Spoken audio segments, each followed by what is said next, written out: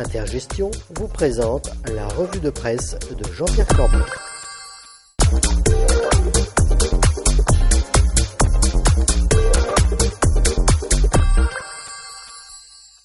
Bonjour, c'est mardi et c'est la revue de presse avec Jean-Pierre Corbel. Jean-Pierre, bonjour. Bonjour Bogdan. Ouais, c'est quoi ce micro-là ? Je vous enregistre, c'est mon enregistreur.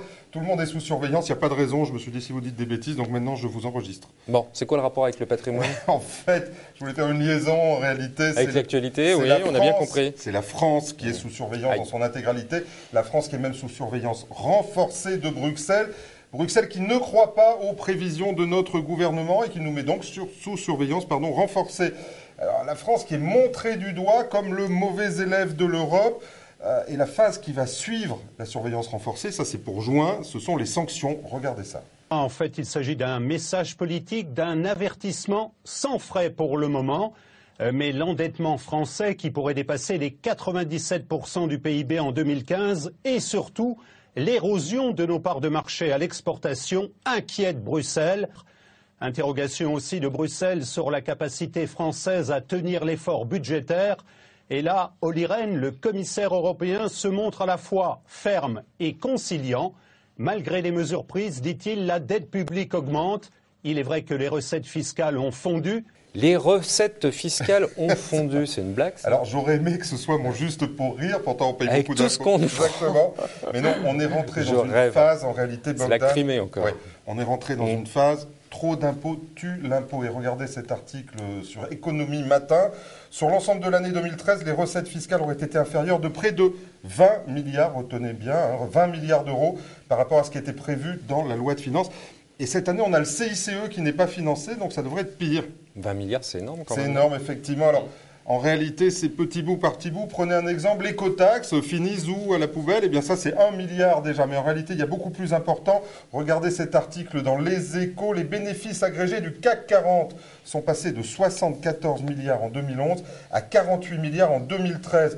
Soit le pire niveau que nous ayons connu depuis 2009. Alors c'est quand même très bas. Et ça, c'est autant d'impôts sur les sociétés en moins. C'est aussi bête que ça. Et on sait que pour les PME, c'est pire, Bogdan. Mais heureusement, la croissance est de retour. En tout cas, c'est le gouvernement qui le dit. Vous faites mourir de rire. Vous y croyez, vous ? Je sais. Bah, la croissance, elle ne peut pas repartir. Pourquoi ? Parce qu'on a une consommation interne qui est complètement atone par un effet ciseau, Bogdan. D'un côté, l'augmentation des impôts et de l'autre côté, la diminution des dépenses. Alors, ça ne peut pas marcher et ça ne marche pas non plus à l'export, figurez-vous. Explication ? Regardez cet article dans Les Échos. Mario Draghi qui a décidé de ne rien faire en dépit d'une faible inflation et d'une reprise atone. Conséquence, l'euro face au dollar est parti pour flirter avec les 1,40. Et sur la devise, souvenez-vous ce que me disait M. Montebourg, on l'a déjà passé dans cette revue. Et M. Montebourg, il ne dit pas que des bêtises, souvenez-vous. Une baisse de 10% de l'euro par rapport au dollar permettrait d'accroître la croissance de 1,2 point, donc ça permettrait de faire baisser le chômage, et ça améliorerait la balance commerciale et créerait 150 000 emplois, réduirait le déficit public de 12 milliards d'euros. Donc il ne faut plus accepter d'être privé de cette arme monétaire. Tous les pays du monde utilisent leur monnaie comme moyen d'accroître la croissance.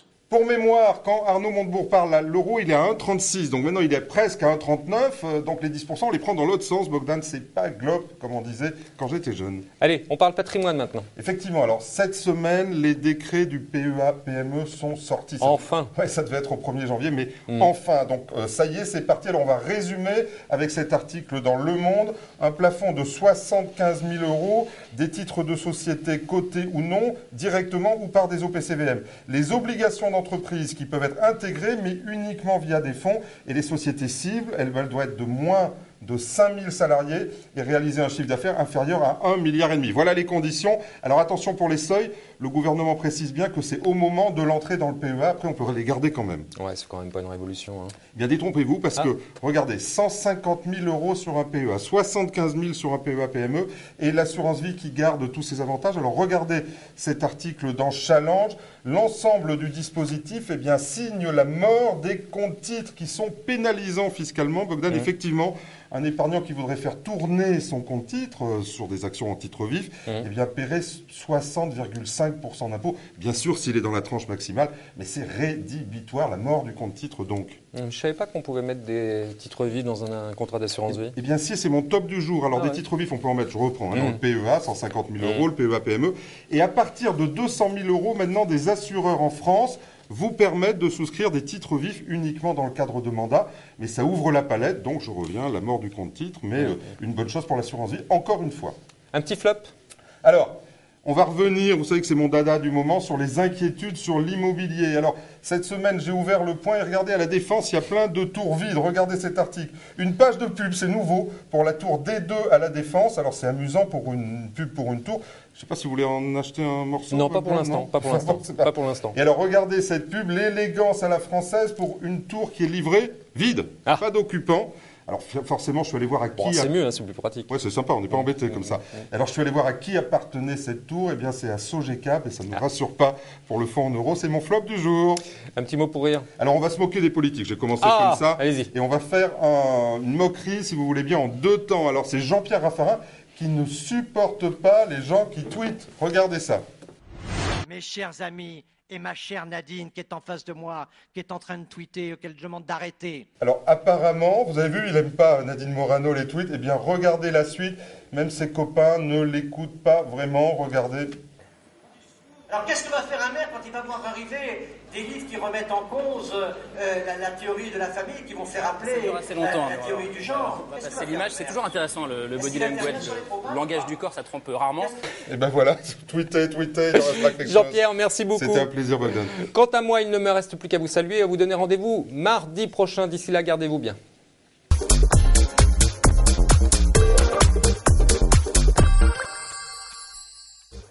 La revue de presse de Jean-Pierre Corbel vous a été présentée par Intergestion.